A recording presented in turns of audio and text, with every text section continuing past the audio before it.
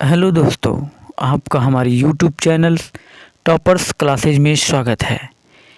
दोस्तों, हम लोग यूपी बोर्ड स्पेशल में जीवन परिचय का अध्ययन कर रहे थे। उसी को ध्यान में रखते हुए हमने अगला जीवन परिचय लिया है। चलिए आइए देखते हैं। तुलसीदास जी का जीवन परिचय। आज हम किसके बारे में अध्ययन करेंगे? तो तुलसीदास जी के जीवन के बारे में जानेंगे, उनकी गतिविधियों के बारे में जानेंगे, उनके अंदर महानता, उनकी कमियां और उनके जीवन की घटनाओं के बारे में जानेंगे। चलिए आइए शुरू करते हैं। ये है दोस्तों उनकी एक झलक, एक तस्वीर, और इनको देख कर के एक अच्छी अनुभूति का अनुभव होता है कि यह एक महान प्रकांड विद्वान और बहुत ही प्रखर बुद्धि वाले बचपन से ही थे। कभी कभी तो जब कोई इनको देखता और कभी कोई बात इनसे पूछता तो ये तुरंत उनका जवाब देते, जिससे बहुत से लोग आश्चर्य में पड़ जाते कि आखिर इतनी बुद्धि ऐसे बालक में कहाँ से आ गई। और इसी की वजह से इनके माता पिता इनको त्याग देते हैं, क्योंकि कुछ घटनाएं ऐसी हो जाती हैं जो हमारी कल्पना से भी परे होते हैं। चलिए आइए और भी जानते हैं इनके बारे में।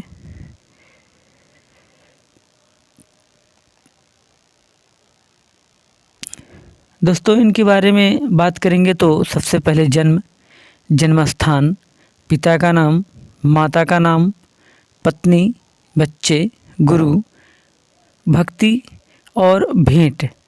कहा जाता है ऐसा कि इनकी भेंट या इनकी मुलाकात हनुमान जी से हुई थी, एक प्रेत से भी हुई थी, काकभूषणी जी से भी हुई थी, और इनकी मुलाकात स्वयं भगवान यानी ईश्वर से भी हुई थी, ऐसा माना जाता है।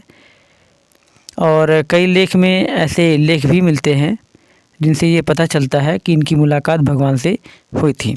जन्म संवत में है तो सन की अगर बात करें तो सन में दिया रहे तो भ्रमित मत होइएगा। ये जो है जन्म संवत है 1554। और उसके बाद जन्म स्थान राजापुर बांदा जिला, जो यूपी में ही पड़ता है, चित्रकूट में।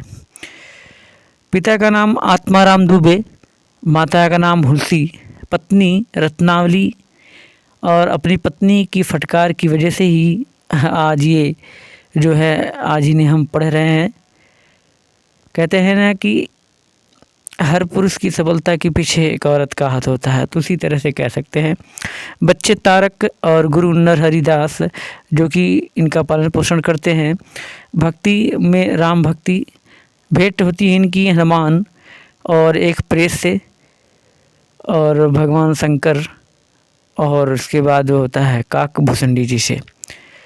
दोस्तों, ऐसा माना जाता है कि इनकी पहली मुलाकात जो होती है एक प्रेत से होती है, और वह प्रेत हनुमान जी का पता बताता है। जब ये हनुमान जी से मिलते हैं तो हनुमान जी जो है भगवान से मिलने का रास्ता बताते हैं उनको कि कैसे मिलेंगे। लेकिन वास्तव में ये जब भगवान से मिलते हैं तो भगवान को पहचान ही नहीं पाते हैं, क्योंकि जब ये देखते हैं घोड़े पर सवार दो भाई और धनुष और बाण लिए, तो ये उनको देखकर कितना मुग्ध हो जाते हैं कि उनको पहचान ही नहीं पाते हैं कि यही भगवान है, यही हमारे ईश्वर हैं। ऐसा इनके साथ एक बार नहीं 2 बार होता है। उसके बाद ये फिर हनुमान जी से कहते हैं, तो हनुमान जी ने कहा कि भेंट नहीं हुई।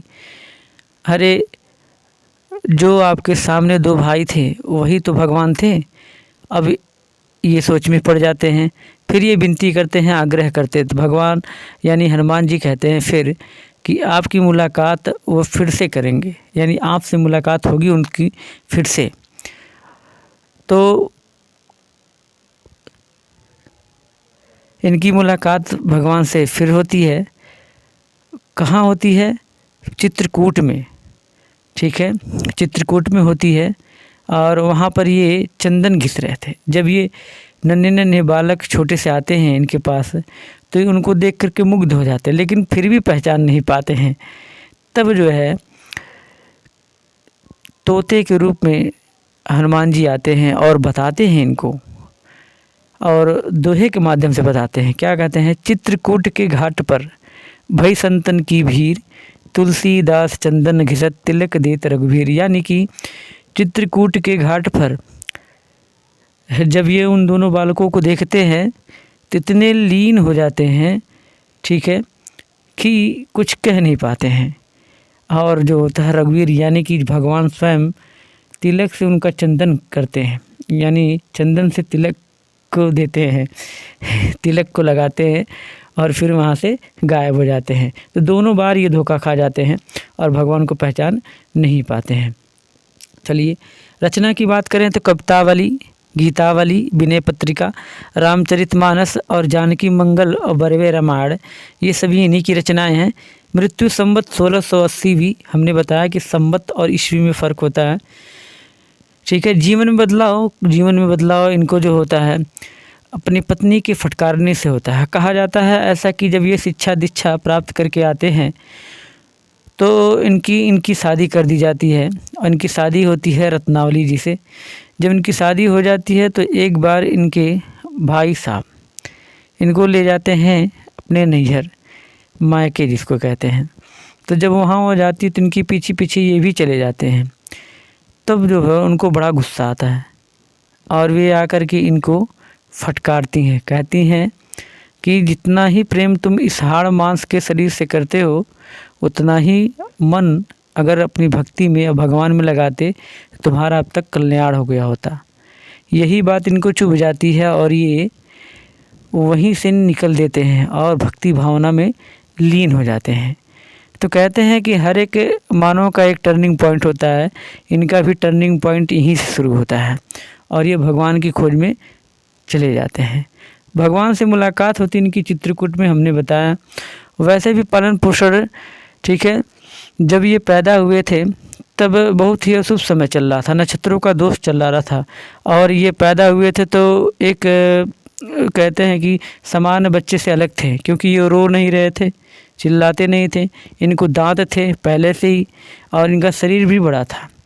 तो इनके माता पिता इनको देख कर के डर जाते हैं कि कहीं ऐसा ना हो कि बड़ा अद्भुत बालक पैदा हुआ है, इसी वजह से इनको त्याग देते हैं। तब इनके गुरु नरहरिदास इनका पालन पोषण करते हैं और ये बचपन से ही प्रखर बुद्धिमान थे, बहुत ही श्रेष्ठ थे किसी भी बात का, और जो होता है बुद्धिमानी से जवाब देना जो लोगों को आश्चर्यचकित कर देता था। तो दोस्तों ये था इनका जीवन परिचय तुलसीदास जी का, जो कि हमने बड़े ही सटीक और अच्छे ढंग से संपन्न कर दिया। Thanks for watching. Please subscribe my channel, like share, और इस चैनल को आगे बढ़ाने में आप लोगों का सहयोग और आप लोगों का योगदान हमारे लिए बहुत ज़रूरी है। इसलिए चैनल को लाइक, शेयर और सब्सक्राइब करना ना भूलें। धन्यवाद।